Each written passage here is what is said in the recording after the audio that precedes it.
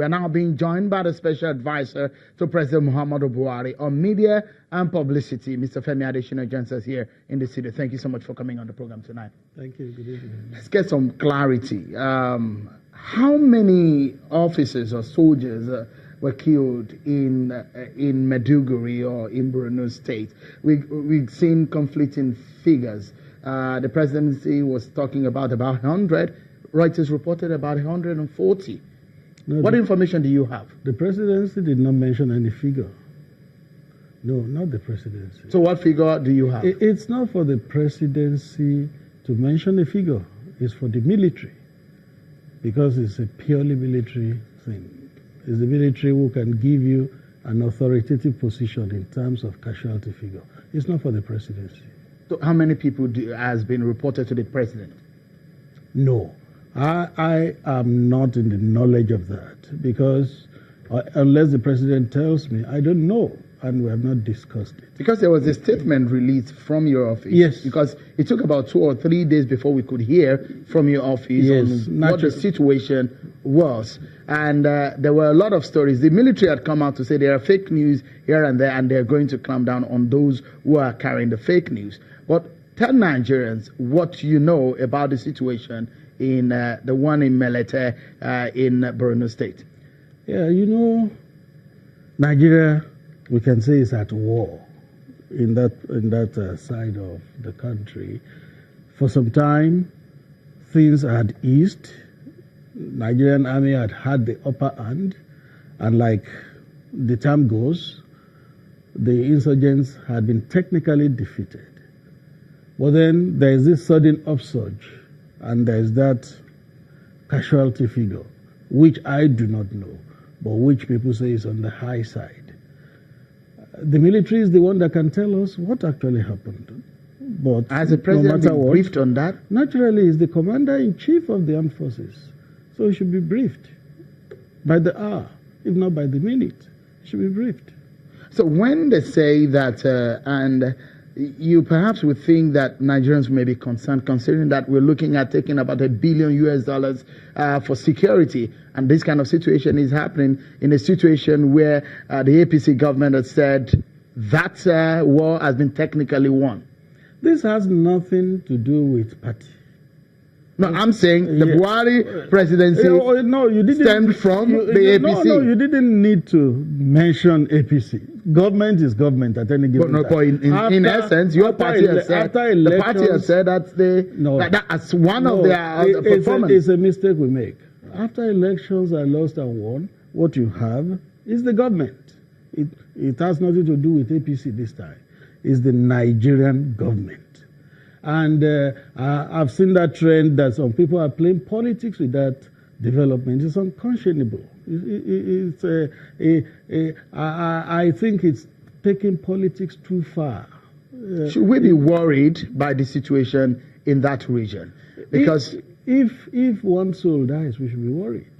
Even just one soul. Can we still say that Boko Haram is technically defeated? I believe so. I believe so. That was maybe a breach in security, but it does not mean that Boko Haram is having the upper hand. And like the president said in the statement we issued yesterday, we will still get to the end of this Boko Haram insurgency. We'll get there. Because you look at the number of resources, the amount of money that has been spent on these.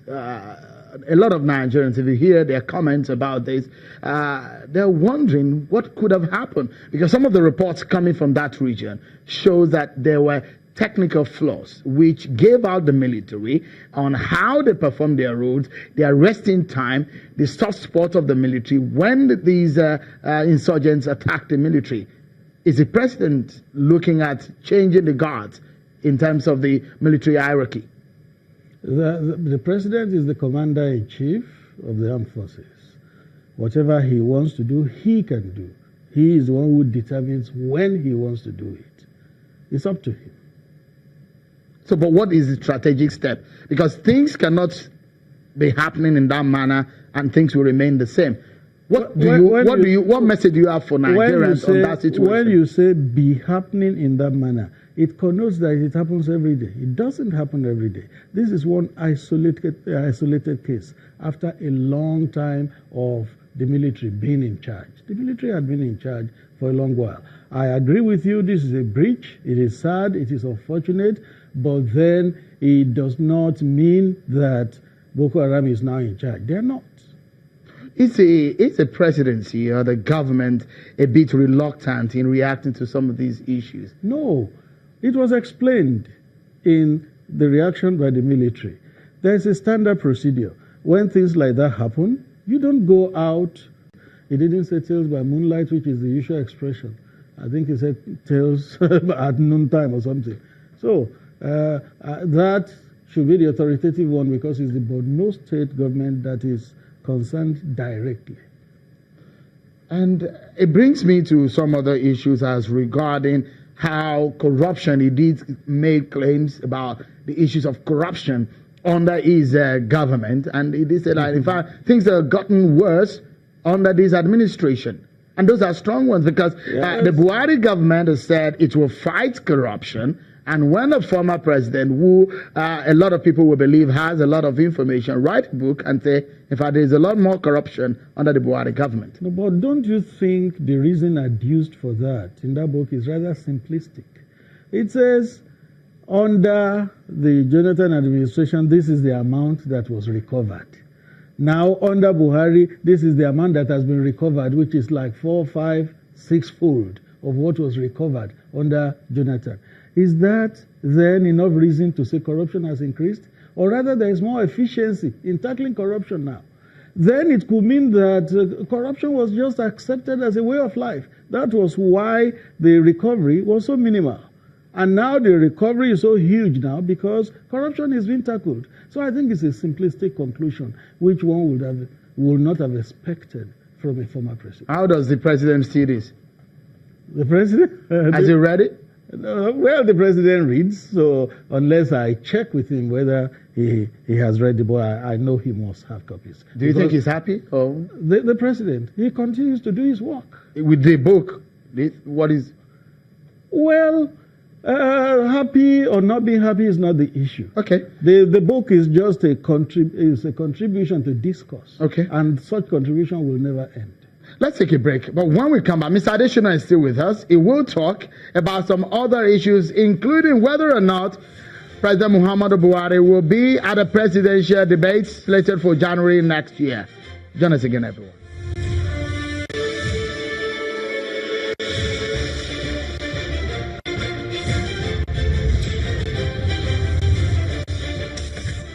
Thank you so much, everyone, for staying with us. We've been talking to the special advisor to President Muhammadu Buhari on media and publicity, Mr. Femi Adesina. Thank you so much for coming on the program today. Thank you. It does look like we are in the election period, and the expectations are going to be to see President Muhammadu Buhari at the presidential debate. You know the date, isn't it?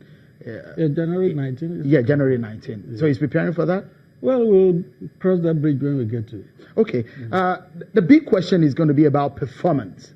And in the areas that the government has said it was when President Buhari started off in May 29, the key areas, economy, fighting corruption and security, is going to be asked questions in those areas. And the question would be, how would you answer? Have you performed well for Nigerians to re-elect him? No doubt. No doubt. In all those focal areas and even more, the administration has performed quite well. But having said that, it's still work in progress. It's work in progress.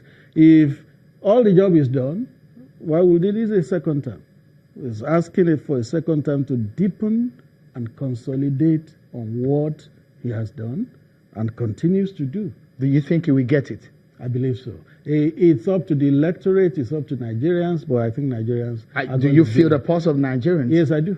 I do. And what are you getting? What I'm getting is that President Buhari will likely win by a wider margin than he did in 2015. There's some people giving you this scientific impression, or yes. This is just an assumption? Well, both. an assumption from the feedback I get from people. Considering that he's going to be running against someone who knows him very much, they've been part of the last election, they won the election together. Now he's in the PDP, he's back in the PDP. Atiku Abubakar is no stranger to this kind of race. He's run about 3 times before. This time around, you think he's not going to give him a tough time at the race? I don't think so. I don't think so. I think Atiku Abubakar is a good candidate in his own right, but comparing Atiku Abubakar with Muhammadu Buhari, there is no basis for comparison. What do you mean? What I mean is that Muhammadu Buhari has such a large following to be intimidating, and that large following will come out and vote for him. With due respect to Atiku Abubakar, all the time he has run, he didn't score anything remarkable. And the climb is still the same? The atmosphere, you think, is still the same? It is still Nigeria. But think 2015 and 2019 and the same thing? Well, they aren't the same thing, but it will work in favor of President Buhari. Well, as it stands right now, the Electoral Act Amendment bill is on the table of the president, and the question is, when will he sign it? The elections are just about 82 days away. If there are no issues, I mean fundamental issues, then the president will sign. But if there are fundamental issues, then they need to be resolved before he signs. Mr. Femi Adesina, it's a pleasure having you talk to us on the program tonight. Thank you so much for coming. Thank you. My pleasure. Yeah, that's our show for tonight, everyone. Many thanks for being part of it. I'm Sean Wakimale. Bye-bye.